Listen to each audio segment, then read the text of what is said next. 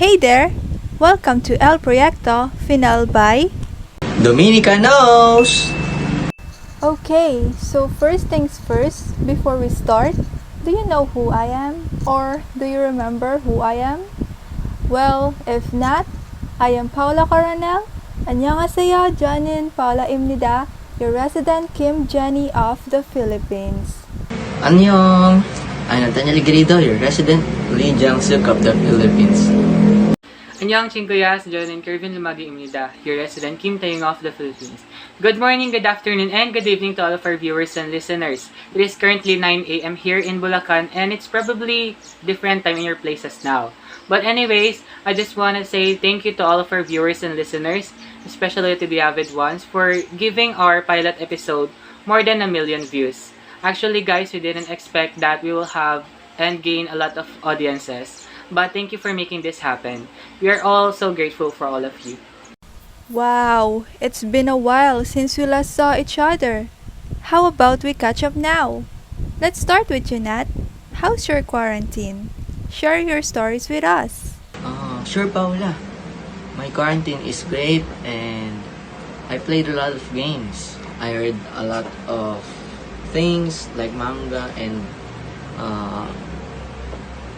books, and I also studied a lot. But how about you, Kervin?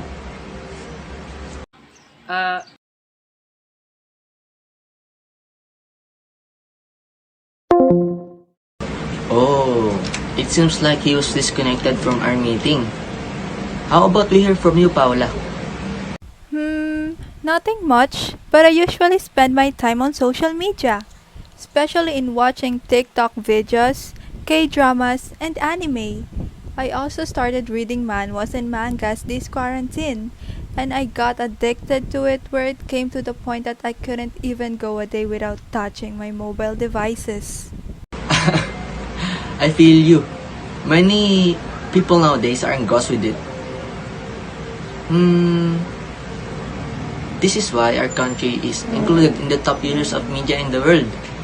Yup, that's true, Nat. Although, we are one of the countries that has the slowest, or should I say, turtle-like internet connections. Now that Kervin is reconnected from the meeting, let's hear from him. Oh my god guys, I'm so sorry. I really apologize for the inconveniences due to our slow internet connection. You know guys, I'm so done with this internet connection. Like, why does this happen all the times? But anyways, as I was saying a while ago, like the both of you, I just stayed at home and spent time with my family. You know guys, I really reconnected with my family during this quarantine because I had so many time to spend with them. Unlike before that, I have many things to accomplish and such. And during this quarantine, I get addicted of watching movies, series, especially K-dramas, Korean dramas that taught me Korean words like 안녕하세요, 감사합니다, words like that. And also, I enhanced and developed my cooking skills and learned new recipes that I think why I gained weight. Anyways, I think I shared too much. By the way, did you guys heard about the shutting down of one of the biggest broadcasting networks in the Philippines? Yes, Kervin. I heard about that from the news. ABS-CBN has been projected in close all out obscurity. Yup, the government conclusion of any huge organization influences numerous lives and prompts the deficiency of an excessive number of profitable positions. Now guys, aside from that, a popularity-based government ought to try and be more cautious in closing down a media undertaking. Wow, that's a great information, Kervin. Thank you for that. Okay, so I have a question for you guys. Speaking of media, what do you think about the shutdown of one of the biggest broadcasting networks here in the Philippines amidst the pandemic? That's a very engaging topic, Paula. But before we open the table for debate, let's first watch this COVID reminder brought to you by Dominika-knows. COVID-19 safety reminders. How to protect yourself. Wear face mask or face covering when in public. Properly wash your hands regularly, not just with water but also with soap for at least 20 seconds. Maintain 6 feet of physical distance even if you are wearing face masks. Avoid handshakes and other contacts with those outside your household. Take care of yourself. Check your health. If you have symptoms, contact your doctor immediately. Remember, it is very important to stay at home. And we're back. By the way, guys, we have here some guests from Laban Kabataan and Abante Pilipinas. As mentioned earlier, what do you guys think about the shutdown of one of the biggest broadcasting networks here in the Philippines amidst the pandemic? Let's hear from them. Hi, I'm Winnet from Lakan Kabataan, and an autonomous media additionally helps keep our general public protected and sound, especially considering the COVID-19 pandemic we are at the present faced. For quite a long time, the Philippines has delighted in perhaps the most freewheeling media conditions in Asia, with papers and telecom companies exchanging both winded tattle and analytical scoops. Shutting down ABS-CBN caused lives, on top of pointlessly troubling the large numbers who will lose their jobs. That's a great point, but I don't think I can agree with that. I'm Ira from Abante, Filipinas. And contradictory to what Winnet said, I think ABS-CBN has failed their employees. Because when we take a closer look, from the earliest starting point, they already knew that something or an issue or problem within their establishment is present. Yet they disregarded it, figuring that they could pull it off. Presently, they need to confront the outcomes of their actions as well as activities. They need to play the Piawa card to the majority. Filipinos love the show, right? ABS-CBN molded us to cherish teleseries. All things are considered reality. You need to confront and face it. Detesting NTC, the National Telecommunications Commission, for shutting ABS-CBN resembles despising experts for getting a low breaker. Reprimand ABS-CBN for a big number of jobless workers in this time of pandemic. On the off chance that they genuinely love their kin, then I think they should have done the best choice from day one. Excuse me, Miss Ira, may I interrupt you? First of all, I'm Andrea from Laban Kabataan. And by this issue, I accept that this is one of the issues that can be examined after the coronavirus. For what reason did the NTC deliver a conclusion request when these issues can't be talked about yet in any case because of pandemic? So why not trust that the emergency will end before shutting the ABS-CBN? In conclusion, it will end 11,000 positions. And we don't need this to happen because we are fighting a pandemic. And everybody needs their responsibility to bring in cash for day-by-day necessities.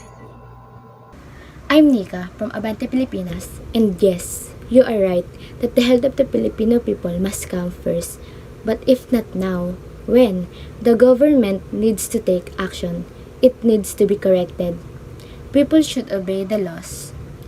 Freedom is still in the Philippines even without ABS-CBN. Do some legal remedies, not calling for the sympathy of the public. I'm Christian from Laban Kabataan, and why not simply allow the ABS-CBN to air in television slots amid coronavirus? We are confronting a medical services emergency.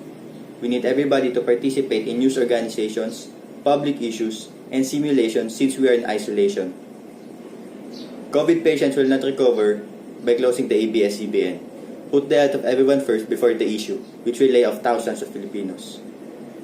I'm Ivan from Abante Pilipinas. So given that they're one of the Philippines' largest broadcasting networks, and with the famous quote, "With great power comes with great responsibility," the ABS-CBN network should be responsible enough on how they handle things and problems that may arise in the future. such as the shutdown. They should be prepared to take actions when it comes to instances like this. Whoa, whoa, whoa. That's a very great discussion out there. But to break the heat, let's first have some chill and refreshing promotional video brought to you by, once again, Dominika-knows. In the service of truth since 1950, passion for truth and compassion for humanity.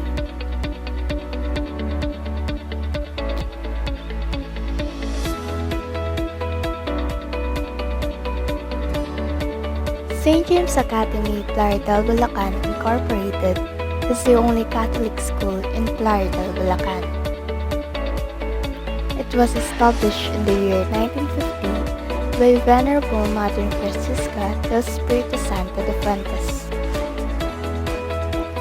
One of its primary goals is to mold students into God-centered, servant leaders, community builders, and truth seekers in the future.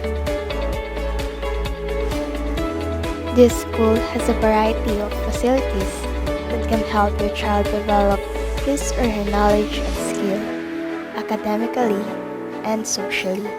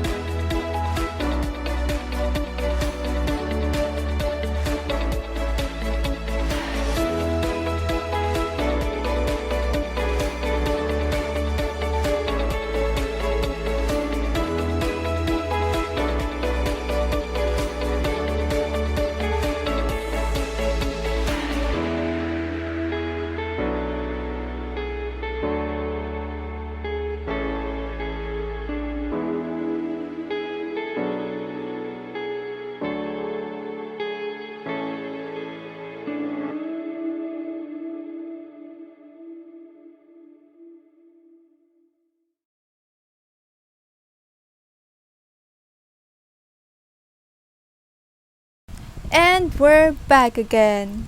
Oh my god, it was such an igniting talk with both groups. Now that the air has been cleared on the issue about the shutdown of ABS-CBN as they give their opinions and thoughts about it, let's proceed to the next issue. Okay. Did you guys know about the increasing misinformation on social media about various news? Oh wait, are you implying about the fake news that we see on different social media platforms? Yes, Carvin. And there are a lot of people who continuously spread this fake news so others may misunderstand some issues in the society. That's right, Nat. But at the same time, that's also too bad.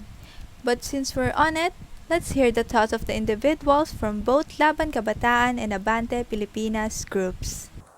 To be honest, I've seen some of the fake news you're referring to. Actually, I've read some out of curiosity. Fake news can easily spread through various social media sites like Facebook, Instagram, and Twitter, especially at this time of pandemic. So as citizens as well as netizens, we must be aware of which media websites give us reliable, accurate information. Are you familiar with the saying, you only see what they want you to see? I mean, come on, this quote describes the spread of false information in public. You only do what the majority of people prefer in order to basically please everyone. It's no surprise that some people, especially in the midst of pandemic, aren't being honest with themselves and to others.